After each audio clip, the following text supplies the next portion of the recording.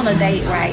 And I ordered 6 different meals, and this man do not want to pay for my food. I don't know why. I'm upset because literally this man just brought me on a date, and he's not paying for anything.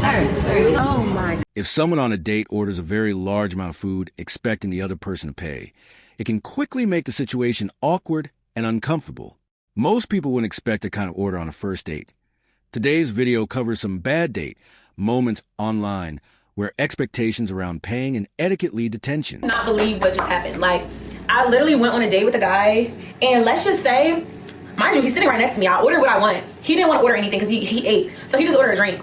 I ordered what I wanted, and he hears it clearly because he's right next to me. The food comes, he started making all these comments. Oh, you ordered that? Oh, you gonna eat all that?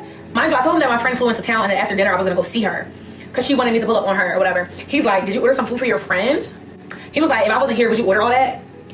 Baby, you think I can't afford a meal? I said, honestly, if you wasn't here, I would have still ordered like this. This is how I eat with my friends. This is how I eat when I'm by myself. This man said, oh, I'm gonna go. I said, okay. He lays down $100, walks off. Mind you, he called us a black truck to dinner. So I rode with him in an Uber. He left. He didn't say anything besides. This situation clearly created some tension, which may be why the man chose to leave. He even left $100, which some people would see as a kind gesture. In general, there's often debate about what someone is responsible for paying on a date, especially when other people are involved. Hello? Why did you order all these? Just 2 of us. Why did you order so much food?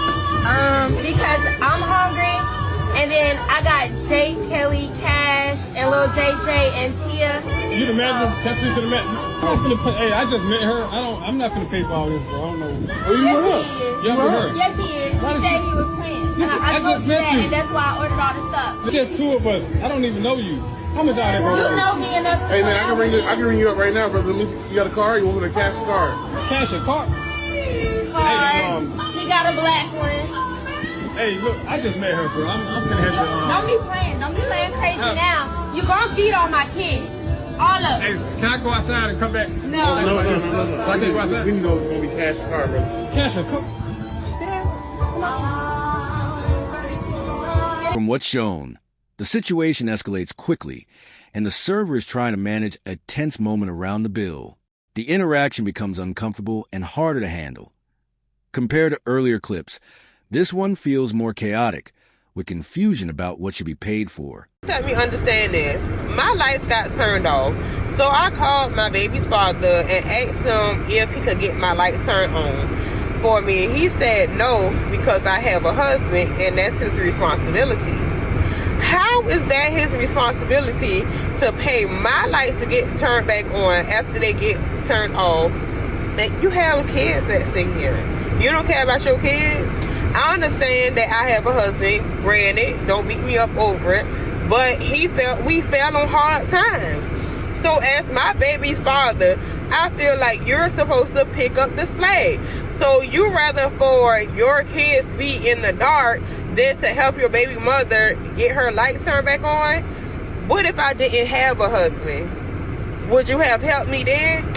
These men is crazy. Sir, help me get my lights turned on. Don't worry about my husband. He's doing what he's supposed to do as a man. As my baby daddy, you should be helping me. One question that comes up in this situation is why alternative options weren't explored to resolve the issue, such as reaching out to family for support. There may also be parts of the story that aren't fully shown, which could change the context. I went on a date and it's like,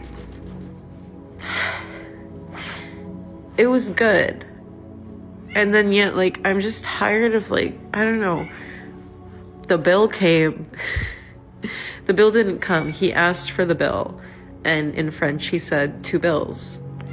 And then so they came. And I was like, if someone says, I want to take you out, then I want to be taken out, which means to me to pay and whatever. So we did that. I paid and it's fine.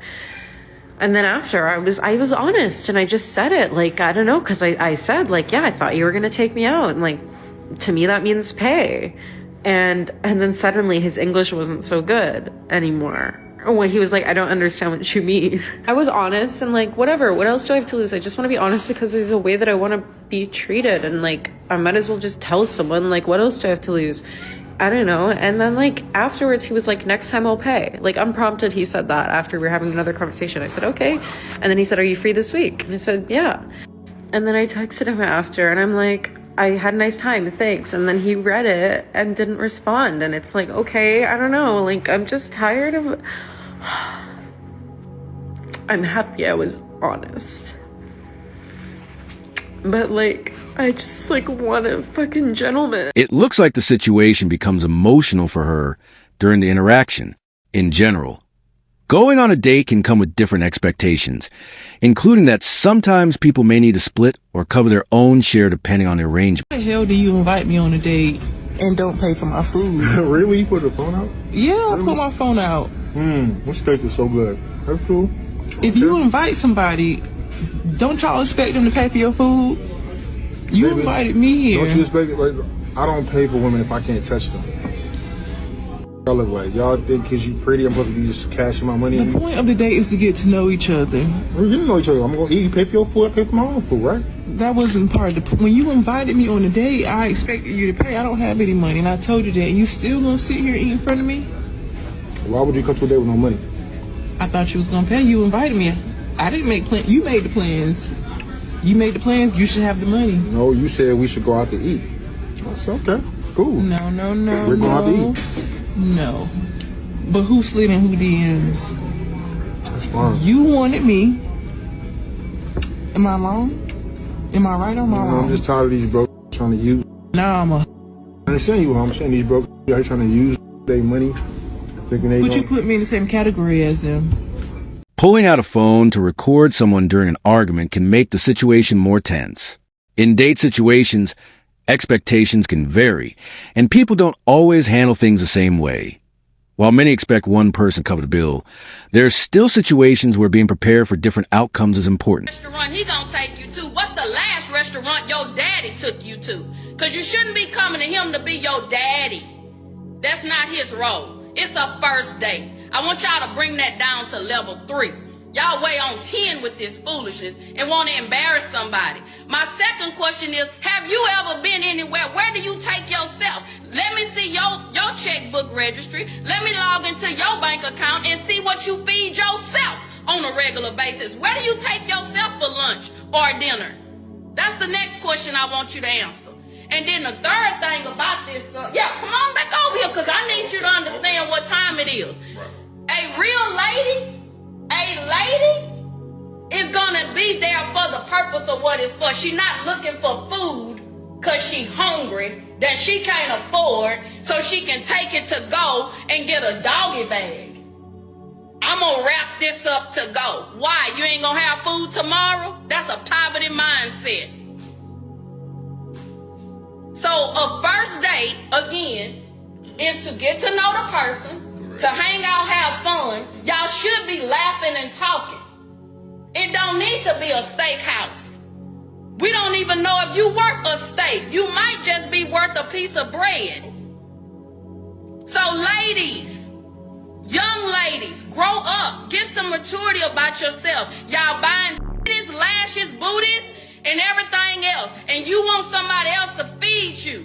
Save your money, stop buying your body, and put it to the side so you can have some. It's clear she was strongly defending her son in the situation, which some viewers may respect depending on their perspective.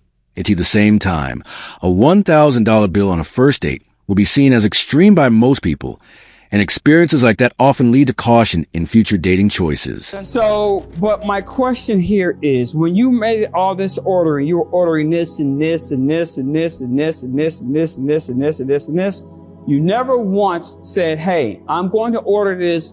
Would you like to share it? Okay, to be fair, I was always raised that if a guy takes you out, he pays for you. That's just what life goes. It's just okay. And I'm asking the question, yes. When you ordered this, did you have the intention of sharing anything with him?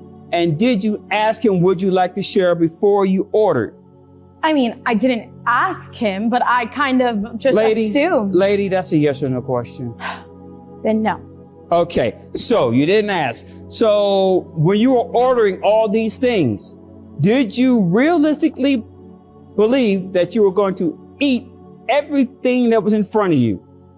And I'm not talking about you got a plate and you like my mom used to tell me as a kid, clear out your plate and eat everything on the plate. No, that's not what I'm getting at. What I'm saying is you knew, hey, oh yeah, I can eat this, I can eat this, I can eat this, I can eat this, because I have a huge appetite, but you nibbled. So I'm under the impression that you knew that there was no way I'm going to be able to eat all this. I could sample each one of these items. That was your expectation. You could order a little sampler. I would have done that. It's interesting to see the judge address the situation directly. From what's shown, the discussion focuses on the size of the order and who is expected to pay for the meal. In many cases like this, disagreements often come down to expectations around splitting or covering the bill. Married? No. Do you want to be married? Yes, I do. Do you want children? Yes, I do. Do you think your husband will be a musician, an actor, or an athlete?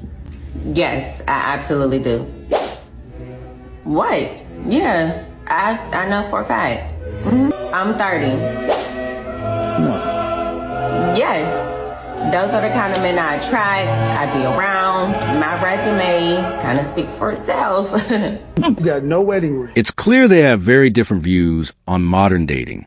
The comparison she makes to a resume stands out and has sparked discussion about how people approach relationships and what they expect from them. The house still in his mama's name. I just got back from reviewing a divorce petition. I asked the client specifically, is the house in your name? He's like, yeah.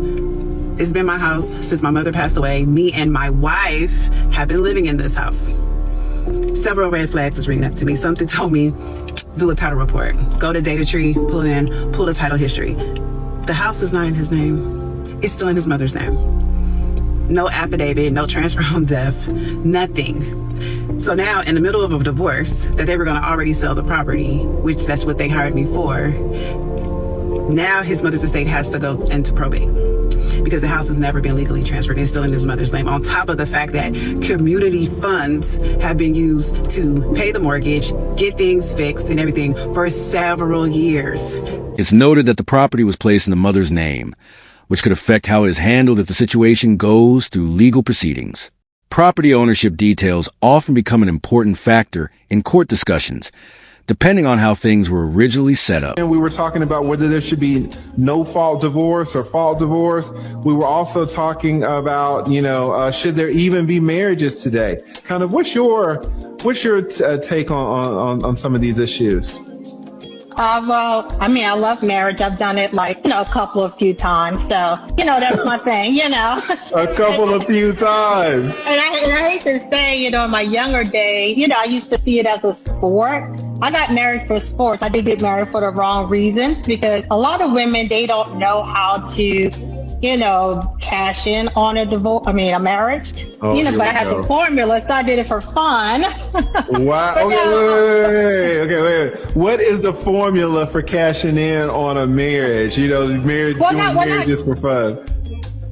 Cashing in per se, but getting a high value man and getting them to the altar. A lot of women don't know how to do that as you're a professional, because a lot of times as professional women, we lead with our education instead of leading with our hearts or with our, sexuality in a way. So a lot of women, they cannot get married to the man they want. And so, I kind of figure out the formula for it. I can teach y'all that want me to, but that'll be another service.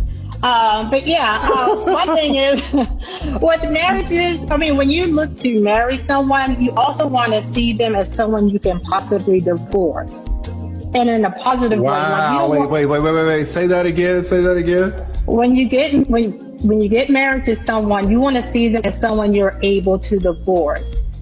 As in, you don't want to get married to an and he's there's gonna through a divorce. Like rape you, I meant to say, through a divorce. You want to get someone that kind of where their heart is, where their mind is. So if things should go left, you don't have to worry about turning into a vicious kind of person, even though things do happen. But yes, all of the husbands I married, I kind of figured it would be easy to divorce because I knew they were decent men to begin with. This kind of thinking about marriage is one reason some people feel more cautious about getting married or prefer prenups. It reflects a broader debate about trust and financial expectations in relationships,